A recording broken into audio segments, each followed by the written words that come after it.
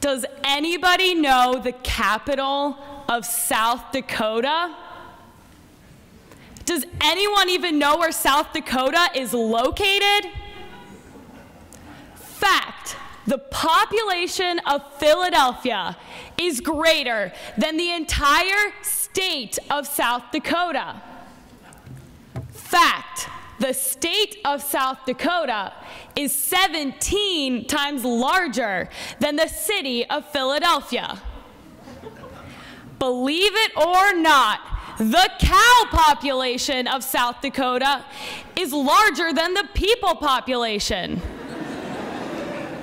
In fact, that was Miss South Dakota's slogan for the Miss America Beauty Pageant. The state with more cows than people.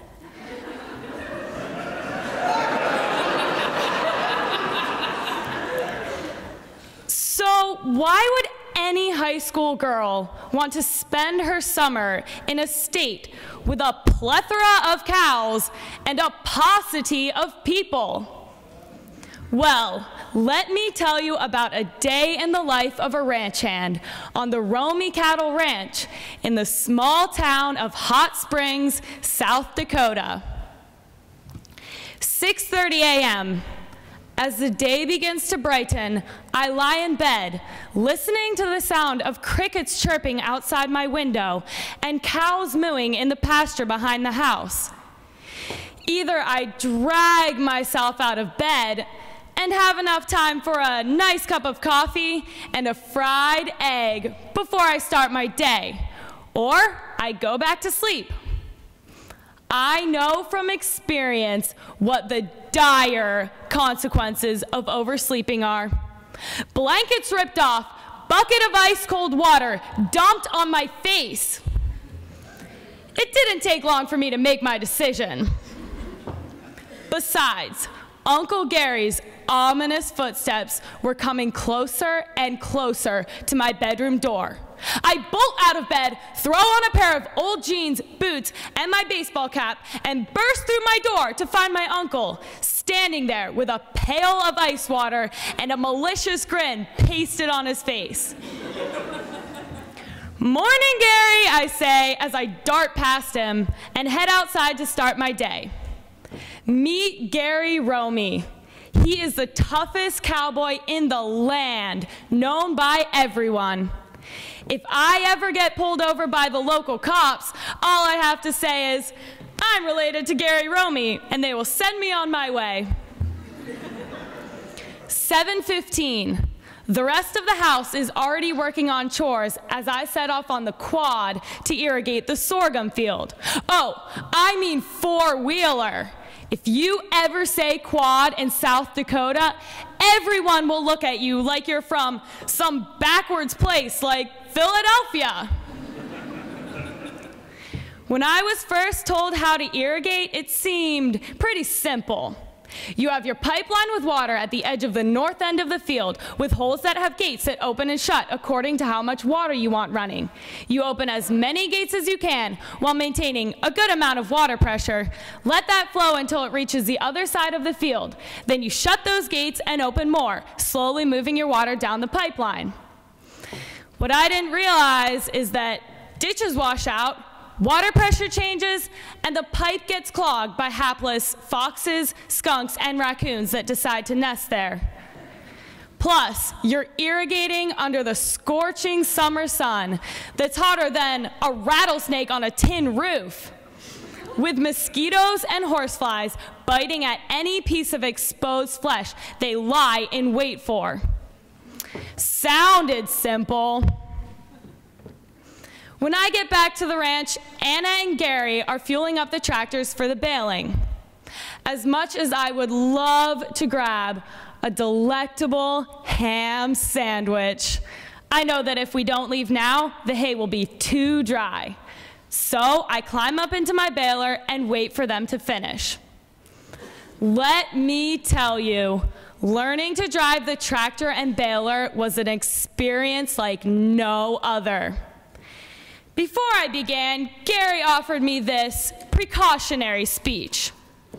You have to ease out on the clutch with a perfect timing or your tractor will jump. You have to have your RPMs up enough while going up a hill or you will lose your brakes. You can't turn too fast or you will tip. You can't turn too sharp or you will tear your electric cords out.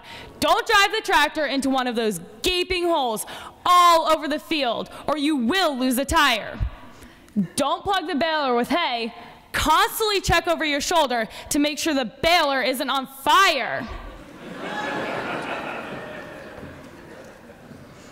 And if that weren't daunting enough, he added, oh, and one more thing. These are $100,000 pieces of equipment. If you break it, I will kill you.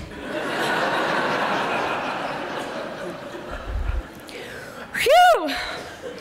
After I got over the intimidation factor, and I finally got the hang of driving one of these massive tractors, baling became one of my favorite things to do on the ranch. 1:00 p.m. So we set off for the hayfield in a small town called Buffalo Gap, about 10 miles down the highway.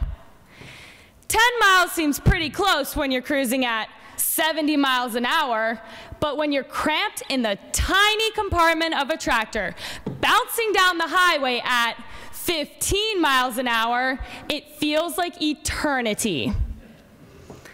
I decide to entertain myself by singing Taylor Swift over the radio to Anna, who was trailing behind me.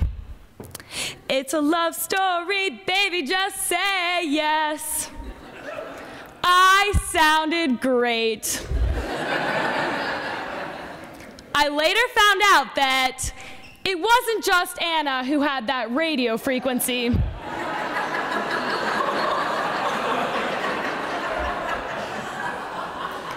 Half the town, including the whole fire department, just heard what I was told was an off-key rendition of Love Story. Yeah, you learn to laugh about those kinds of things. 2:00 p.m. We finally get to the field and start to bale it. I am very careful, heeding Gary's warnings, going slow so I don't miss any hay, and constantly checking over my shoulder to watch for plugs. All of a sudden, I hear Gary's infamous words come over the radio. "Let's go, woman, you're burning daylight." And look out to see him sitting in his truck, making his large and unreadable hand signals. In Gary's world, this is a universal symbol for stop, go, go faster, go slower, get the naughty word out of my way.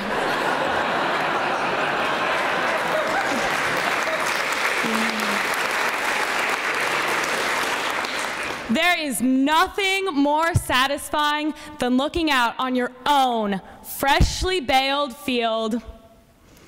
Anna and I park our balers, hop into Gary's truck, and head back to the ranch. When we get back, Anna goes inside to help make a dinner of steak and potatoes. And I take my 5-year-old cousin to check that the horses, calves, chickens, and goats have food and water. The heat of the sun has finally begun to subside as it sinks behind the famous, serene South Dakota Black Hills. 6:00 p.m. Gary comes in, removes his faded straw hat and cow poop covered boots, indicating that the day of work has come to an end. I finally get to eat. After dinner, we all pitch in to clean up, watch TV, visit with each other, and then head for bed. It's early to bed and early to rise on the ranch. As I lie there, I think about everything we accomplished in one day. Outside, the stars are bright and the air is cool. I drift off to sleep to the sound of crickets chirping outside my window and cows mooing in the pasture behind the house. So, why would any high school girl want to spend her summer in a people-lacking, cow-infested state? Isn't it obvious? Thank you.